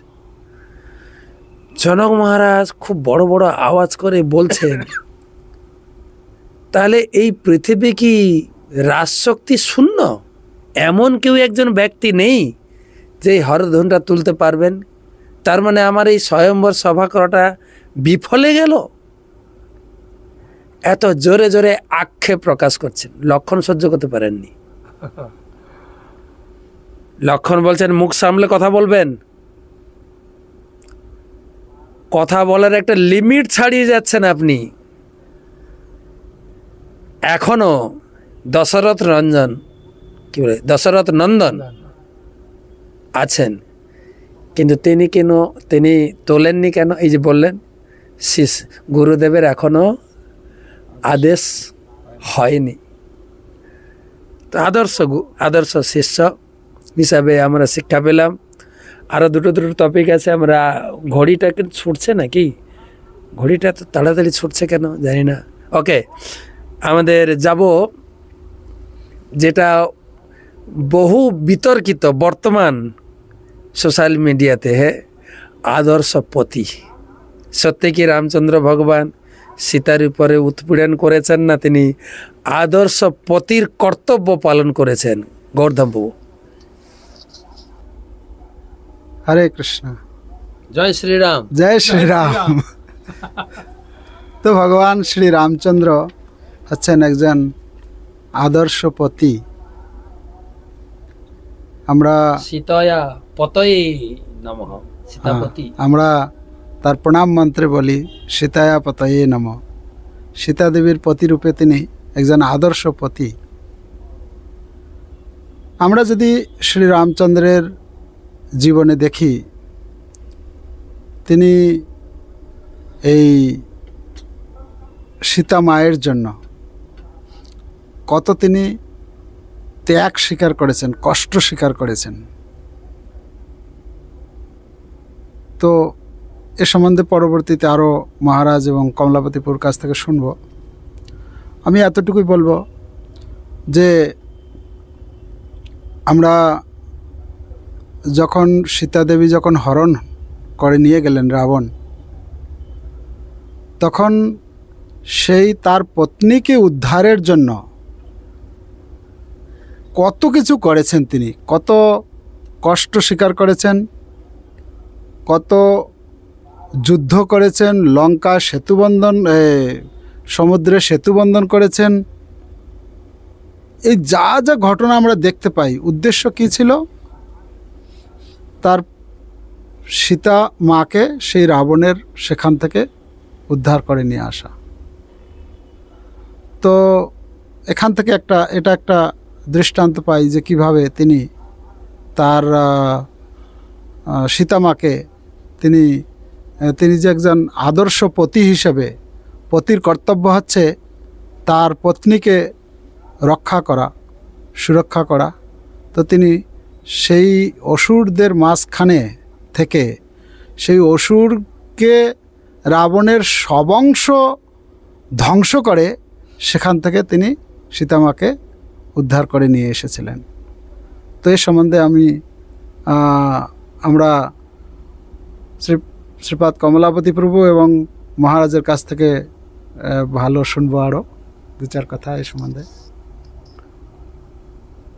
আমাদের রামায়ণ থেকে একটা সোজা শিক্ষা, মানে পুরো রামায়ণের একটা শিক্ষা পাই এক কথায়, পথে নারী বিবর্জিতা। রাস্তাঘাটে স্ত্রীকে নিয়ে হাঁটবেন না, কোথায় যেন চুরি না হয়ে যায়। কিন্তু বর্তমান এটা হচ্ছে রামায়ণের শিক্ষা। কিন্তু বর্তমানে আরেকটা মুশকিল হয়ে গেছে, ঘরে রাখলেও রাবণ এসে যাচ্ছে। তো স্ত্রীকে রাখবেন কোথায়? রাস্তায় নিলে চুরির ভয়, আর ঘরে রাখলে রাবণের ভয়। একটা মুশকিলে পড়া গেছে, জানি না কি করবেন। আমি তো বিয়ে করিনি, আপনারা করেছেন, জানেন কি করবেন না করবেন। প্রসঙ্গ যেটা হচ্ছে যে আদর্শ পতি যে স্ত্রী গ্রহণ করার পরে স্ত্রীর প্রতি যে দায়িত্ব কর্তব্য, ভগবান সেটা দেখিয়েছেন। যখনই রাক্ষসরাজ রাবণ চুরি করে নিয়ে গেলেন, তখন থেকেই ভগবানের এই জগৎ শিক্ষার জন্য যে শিক্ষা দিয়ে গেছেন, লোকে হয়তো ভুল ভাবে যে তিনি যদি ভগবান হন এরকম স্ত্রীর বিরহে কান্না করে ঘুরে বেড়াচ্ছেন, এটা কি করে সম্ভব? এমনকি মা পার্বতীও ভুল বুঝলেন। সে ডঙ্কবনে যখন শিব পার্বতী ছিলেন আর ভগবান রামচন্দ্র সীতে আয় সীতে সীতে বলে তিনি আকুল ভরে সীতার সন্ধানে ঘুরছিলেন, তখন পার্বতী বলছে, এ কি, ইনি কে? তো মহাদেব বলছেন, ভগবান, আমাদের প্রভু। হ্যাঁ, ভগবান হলে এরকম স্ত্রীর বিরহে সাধারণ লোকের মতো কান্না করছেন, এটা কি করেছে? আমি পরীক্ষা করে দেখব। মহাদেব শিব হাঁ করে তাকালেন, পরীক্ষা নেবে তুমি ভগবানকে? যাও।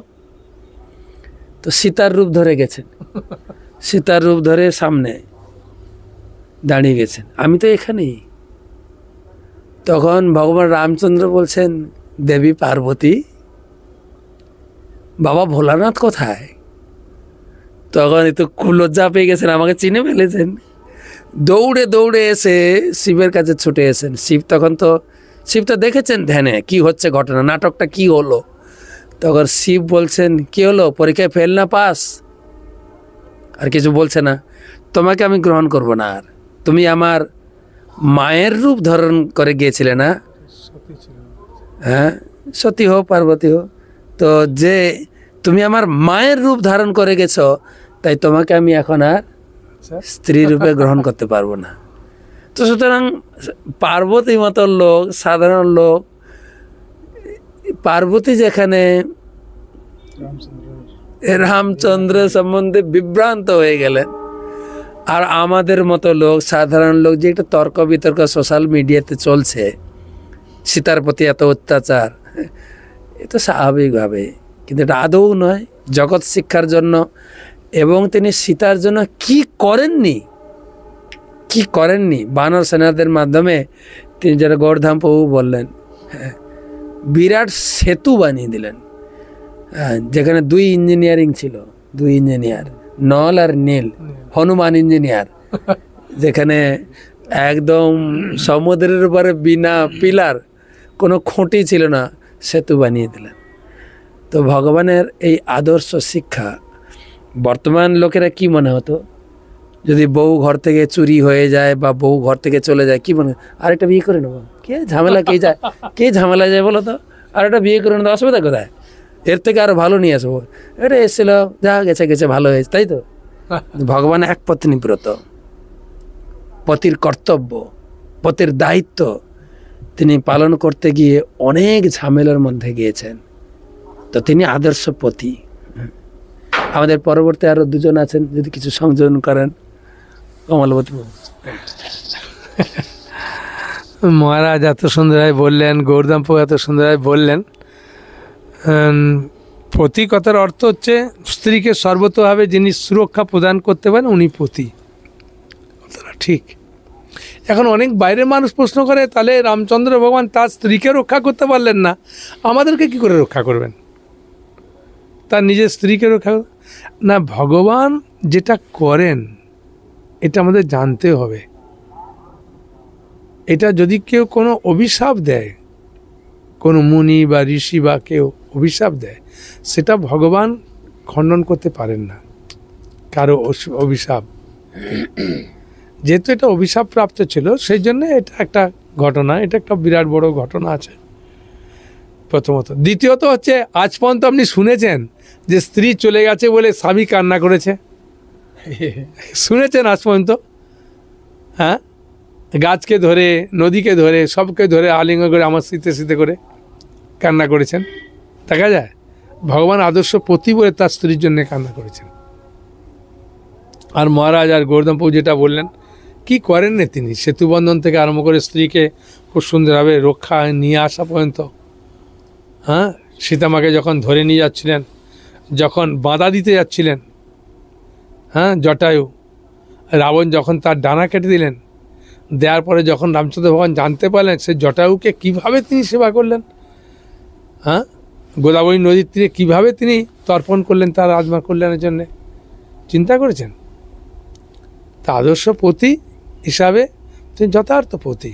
এখন আপনি প্রশ্ন করতে পারেন, তাহলে চৈতন্য মহাপ্রভু লীলা আমরা দেখতে পাই। চৈতন্য মহাপ্রভু তো বিষ্ণুপ্রিয়া দেবীকে 16 বছরের মেয়েকে ত্যাগ করে দিলেন, মা বিদ্যা মাকে ত্যাগ করে চলে গেলেন। এ কীরকমভাবে? ভগবান এসছেন, তিনি ভক্তরূপে এসছেন চৈতন্য মহাপ্রভু। তিনি দেখাচ্ছেন যে ভগবানের সেবার জন্য যে কোনো কিছু করা যায়।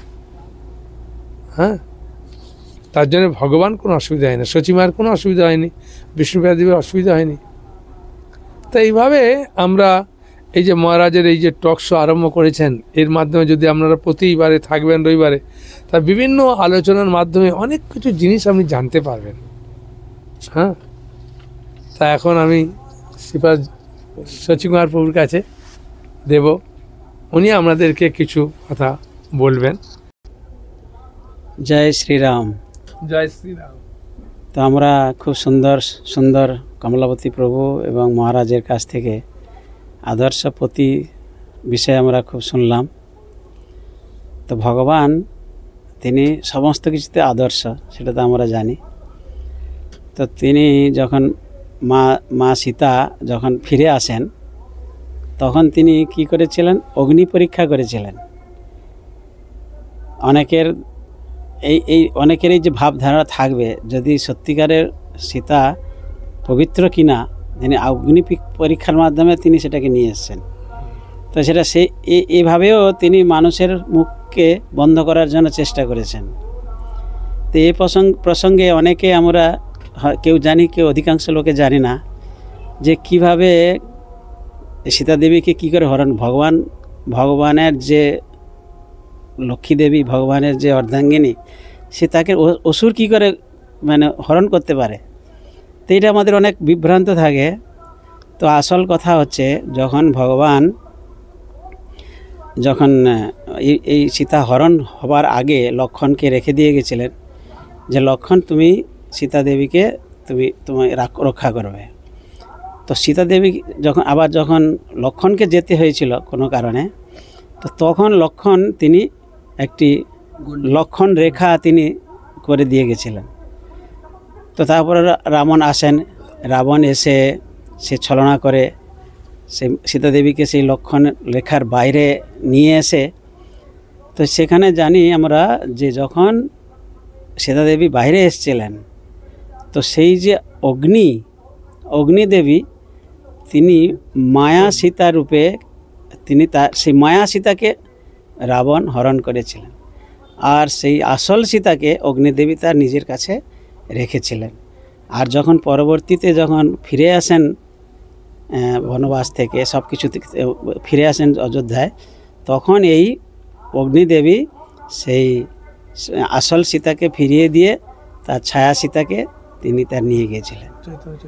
হ্যাঁ, এইভাবে আমরা জানতে পারি। এই কথাটি অনেকেই জানে না। হ্যাঁ, আরেকটি না, এ প্রসঙ্গে আর এখানেই থাক, অন্য প্রসঙ্গ।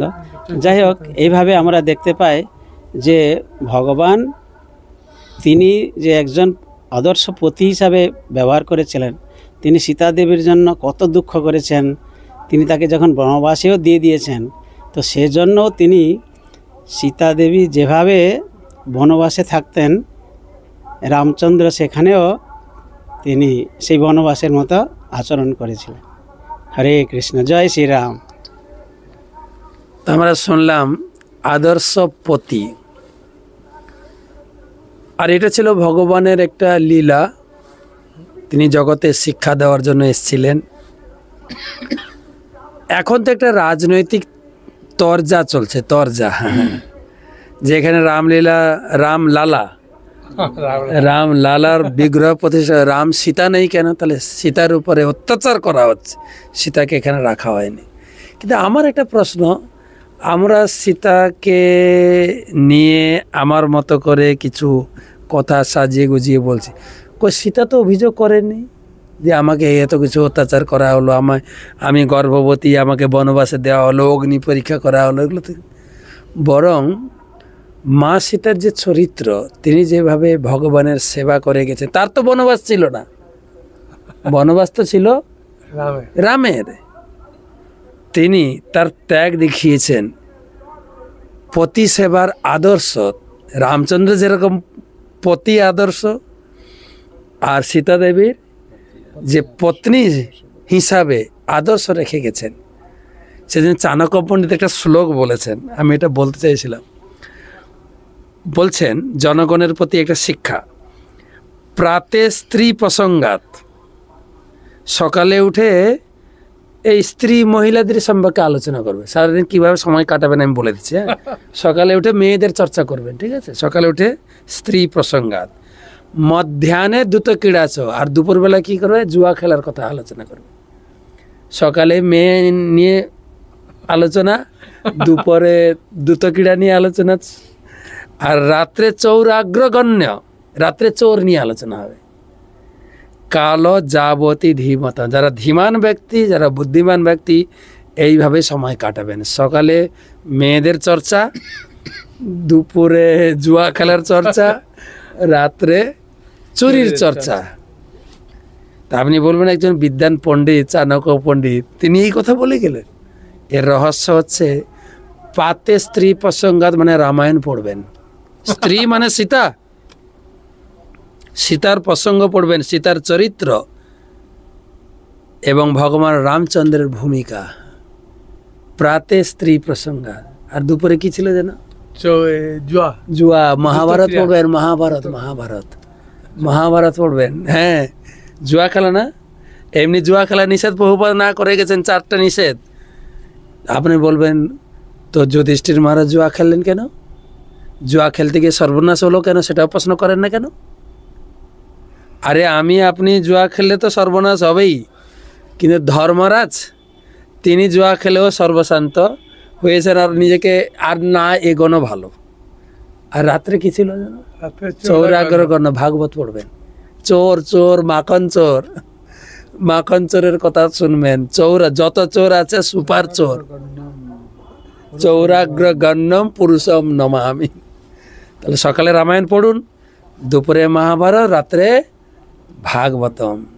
ভগবান আদর্শ রাজা, আদর্শ শিষ্য, আদর্শ ভাই এবং আদর্শ পুত্রও ছিলেন ভগবান।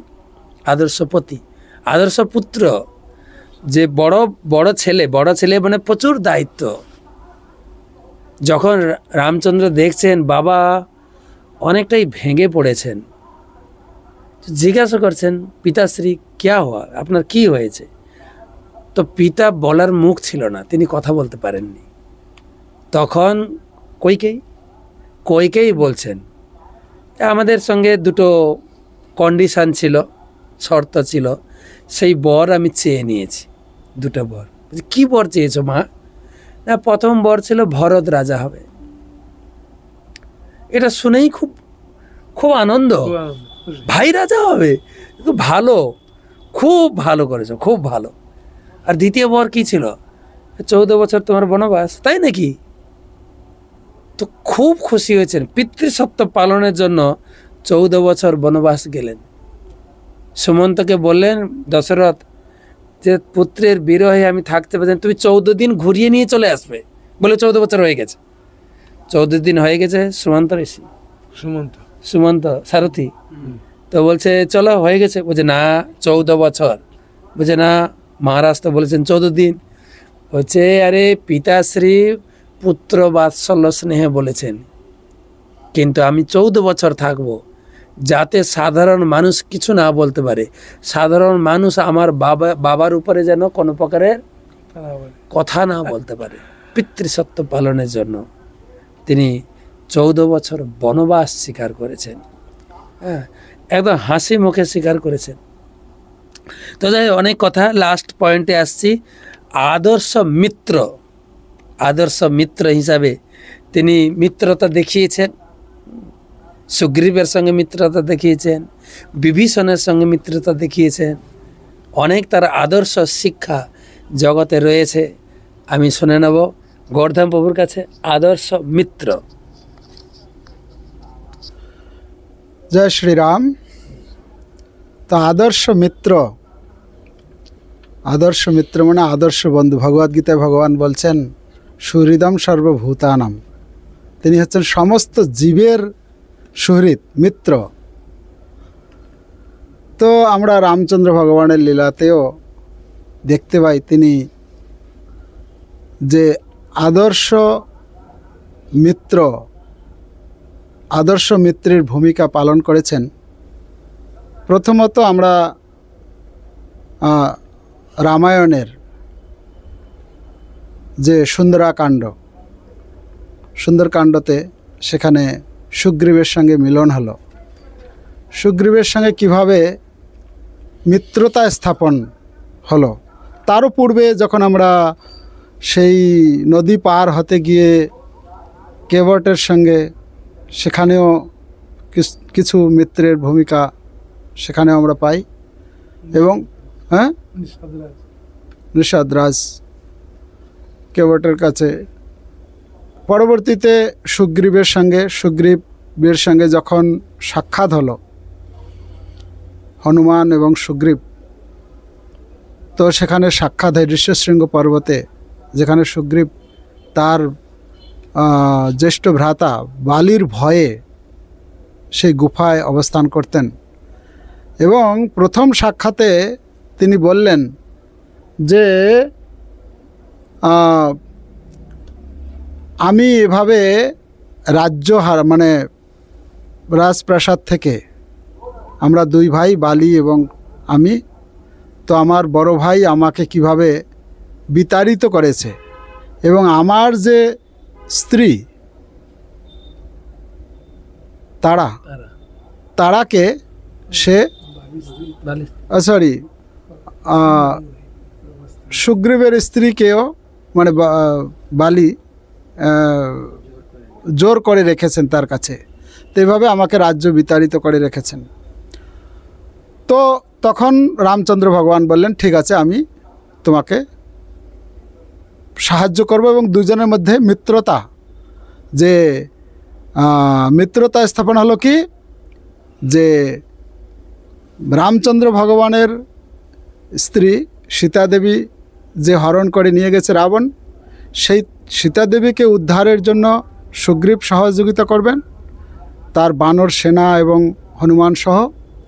আর এদিকে সুগ্রীবকে রামচন্দ্র ভগবান সেই যে মানে অত্যাচার পূর্বক, মানে জোরপূর্বক যে এই তার ভাইকে যে বিতাড়িত করেছে, সেই রাজ্য তাকে ফেরত দেবে, তার থেকে উদ্ধার করে। তো সেখানে মিত্রতা স্থাপন হলো এবং পরবর্তীতে আমরা দেখি এই মিত্রতা নিভানোর জন্য, এই পালন করার জন্য ভগবান কিভাবে যুক্তির মাধ্যমে, কিছু কৌশলের মাধ্যমে সেই বালিকে বধ করেছেন। বালিকে বধ করে সেই কিষ্কিন্ধা রাজ্যের রাজ্যাভিষেক করেছিলেন সুগ্রীবকে। তো এখানে আমরা পাই একটি ঘটনা যে সুগ্রীবের সঙ্গে মিত্রতা স্থাপন করে সেটা তিনি পালন করেছেন। পরবর্তীতে যখন লঙ্কায় প্রবেশ করেছেন, সেখানে লঙ্কায় যখন প্রবেশ করেননি তার পূর্বেই বিভীষণ তা ভগবান রামচন্দ্রের শিবিরে আসেন। সেখানে সুন্দর প্রসঙ্গ রয়েছে রামায়ণে, তো সে কথা আমরা আলোচনা এখন করব না। কিভাবে সুগ্রীবের সঙ্গে মিলন হল, বিভীষণের সঙ্গে মিলন হলো এবং প্রথম মিলনেই ভগবান তাকে কথা দিলেন যে আমি বিভীষণকেও কিভাবে রাবণ লঙ্কা থেকে বিতাড়িত করেছিল এবং রামচন্দ্র ভগবান কথা দিয়েছিলেন যে ঠিক আছে, আমি এই অত্যাচারী রাবণকে বধ করে আপনাকে, মিত্র যেহেতু, যে আপনাকে আমি লঙ্কার রাজ সিংহাসনে অভিষিক্ত করব। এবং সেই যে মিত্রতা স্থাপন করেছিলেন সেই দিন যে তিনি কথা দিয়েছিলেন, সেই কথা অনুসারে তিনি সেই রাবণকে বধ করে, রাবণের সবংশ ধ্বংস করে সেই বিভীষণকে লঙ্কাধিপতি রূপে তিনি অভিষিক্ত করিয়েছিলেন। তো এরকম অনেক ঘটনা রয়েছে। ভগবান রামচন্দ্র তিনি যে একজন আদর্শ মিত্র, তিনি যে মিত্রবাদ সবার সঙ্গে, প্রত্যেকটি জীবের সঙ্গে তিনি ব্যবহার করেন, এটা তার বিভিন্ন লীলার মাধ্যমে আমরা পেয়ে থাকি। হরে কৃষ্ণ মহারাজ। জয়। আদর্শ মিত্র শুনলেন, সুগ্রীবের সঙ্গে, বিভীষণের সঙ্গে। আমি পড়ছিলাম রামায়ণ, বিভীষণ এসছেন ভগবান রামচন্দ্রের সঙ্গে দেখা করতে। গেটে সব হনুমানের দল ছিল, বিভীষণকে শিবিরে ঢুকতেই দেবে না, খুব করে আটকেছে। কয়েকটা সিকিউরিটির ব্যারিকেড ছিল, আসতেই দিচ্ছে না। তো কোনো ক্রমে ভগবান রামচন্দ্রের কাছে সে খবরটা পৌঁছেছে, বিভীষণ এসছে দেখা করতে। তখন ভগবান রামচন্দ্র বলছেন তাকে আসতে দাও। তো হনুমান বলছে না, আপনি জানেন না ও লঙ্কা থেকে আসছে, ও রাবণের চর, ওকে আসতে দেওয়া হবে না। না, সে তো আসছে আমার কাছে শরণাপন্ন হতে, না, তাকে আসতে দেওয়া হবে না।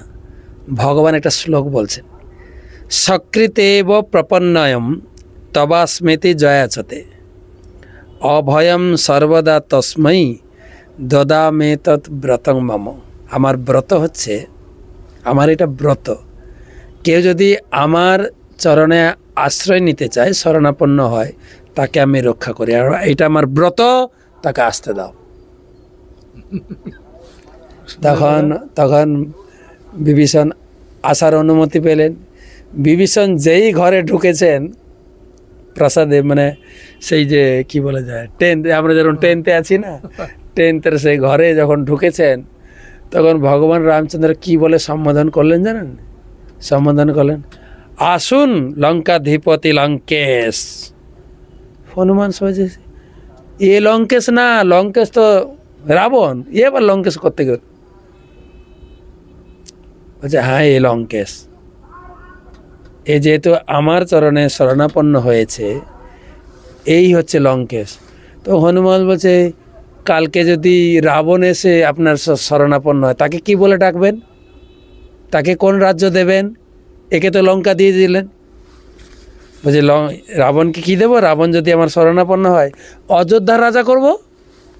কেন, অযোধ্যার রাজা নেই তো? কেন, আমি চলে গেলাম বনবাসে, আমি তো এখন বনবাসে আছি, রাজ্যটা দিলাম ভাইকে, ভরতকে, সেও রাজ্যটা নেয়নি। এখন অযোধ্যাটা ফুটবলের মতো ছুঁড়ছে, আমি ছুঁড়ে দিয়েছি ভাইকে, ভাই ছুঁড়ে দিয়েছে উপরে, তো উপরে পড়ে আছে, ওটাকে রাবণকে রাজা করে দেব। এই হচ্ছে মিত্রতা, লঙ্কেশ। হ্যাঁ, অপূর্ব অপূর্ব কাহিনী ভগবানের মিত্রতা। তো দু একটা কথা শুনি কমলাবতী বাবু। মিত্র, আদর্শ মিত্র। দেখুন আদর্শ মিত্র কীরকম, যেমন ভগবান রামচন্দ্র তিনি বিভীষণকে ভালোবেসেছেন, বিভীষণ যেমন রামচন্দ্রকে ভালোবেসেছেন, সুগ্রীব যেমন রামচন্দ্র ভগবানকে সাহায্য করেছেন, রামচন্দ্র ভগবান সুগ্রীবকে সাহায্য করেছেন, এসব কাহিনী শুনলেন। হ্যাঁ, তো যখন লঙ্কার রাজ্যে বিভীষণকে অধিষ্ঠান করছেন ভগবান রামচন্দ্র, সেই সময় বিভীষণ বললেন, প্রভু আমার মা খুব কান্না করছে। ভগবান সঙ্গে সঙ্গে চলে গেলেন বিভীষণের মা, কি নাম জানেন? কৈকেশী বা নিকষা। আগেকার দিনে মা এরা একটু ঘোমটা দিয়েও কান্না করতেন, তা ঘরের কপাট বন্ধ করে দিয়ে কান্না করছেন। রামচন্দ্র ভগবান পেছন দিয়ে হাত দিলেন, যাই স্পর্শ পেয়েছেন পাওয়া মাত্রই বুঝতে পেরেছেন যে প্রভুর হাত, আরও ঘোমটা দিয়ে কান্না করছেন। তখন ভগবান একটি কথা সম্বোধন করলেন, আপনি বন্ধুর মা মানে আমারও মা। বলা মাত্রই কৈকেশী বা নিকষা মা বলতে শুরু করেছেন, আমি যে গর্ভে রাবণকে ধারণ করেছিলাম, যিনি আপনার স্ত্রীর প্রতি এরকম অত্যাচার করলেন, সেই জন্য আমার এই কলঙ্কিত মুখ আমি দেখাতে চাই না। তখন ভগবান রামচন্দ্র বললেন, মা আপনি যে গর্ভে রাবণকে ধারণ করেছেন, ওই একই গর্ভে কুম্ভকর্ণকে ধারণ করেছেন, ওই একই গর্ভে শূর্পণখাকে ধারণ করেছেন, আর ওই একই গর্ভে আমার বন্ধু বিভীষণকে ধারণ করেছেন। মা আপনি জানেন, যে গর্ভে একটা ভক্ত থাকে তার গর্ভ শুদ্ধ হয় মা। তাই আপনি যেহেতু আমার বন্ধুর মা, তাই আমারও মা। তা দেখুন ভগবান মিত্রতা বজায় রাখছে কীরকমভাবে, সকলের সঙ্গে, শুধুমাত্র স্বার্থের জন্য নয়। কীরকম ভালোবাসছেন, যখন সুগ্রীব রাবণকে বধ করে যখন পুষ্পক রথে ফিরে আসছেন, তখন সীতামা বললেন, প্রভু আমার একটা অনুরোধ আছে, যারা যারা সাহায্য করেছেন তাদের স্ত্রীরাও যাতে এই পুষ্পক বিমানে যেতে পারে। ভগবান রামচন্দ্র বললেন, হ্যাঁ আমার বন্ধু সুগ্রীব তারও স্ত্রীকে নিয়ে সবাই যাবে। তা দেখুন ভগবানের মিত্রতা এই রকমের। আমরা সাধারণত কথায় কথায় বলি না যে সুখের সময় বন্ধু, দুঃখের সময় বন্ধু নয়, কিন্তু ভগবান এইরকম বিচার করেননি। তা মহারাজ কিছু বলে শেষ করবেন। মিত্র, ভগবান সকলের মিত্র। ইংরেজিতে একটা কথা আছে, if you care me I will care you. আমরা যদি মিত্রতার প্রস্তাব দিই বা মিত্রতা হিসেবে ভগবানকে ভালোবাসতে পারি, ভগবান সকলের মিত্রতা গ্রহণ করবেন, তিনিও মিত্রতার প্রতিদান দেবেন জীবনের প্রতিটি স্তরে। এক একটা স্তরে এক একটা বন্ধু আছে। আমি লিখছিলাম আমাদের জীবনের 3টি ধাপ। ছাত্র জীবনে সময় আছে, বন্ধু আছে, কিন্তু টাকা নেই। ছাত্র জীবনে সময় আছে, বন্ধু আছে, কিন্তু টাকা নেই। কর্মজীবনে বন্ধু আছে, টাকা আছে, কিন্তু সময় নেই।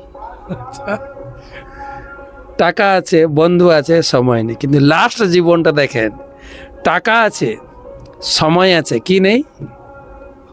বন্ধু নেই। ভগবানকে বন্ধু হিসাবে ভালোবাসো সবসময় জানে।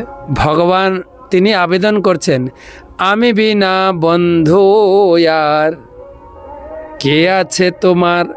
আমি ছাড়া তোমার বন্ধু আর কে আছে? ভগবানকে বন্ধু হিসাবে রাখুন। ভগবান পূর্ণ।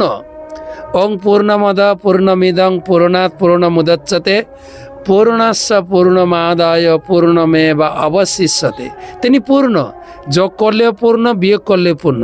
রাম কথাটি বলা হয় 9, 9-এর সঙ্গে 1 গুণ করলে কত হয়? 9, 9-এর সঙ্গে 2 গুণ করলে কত হবে?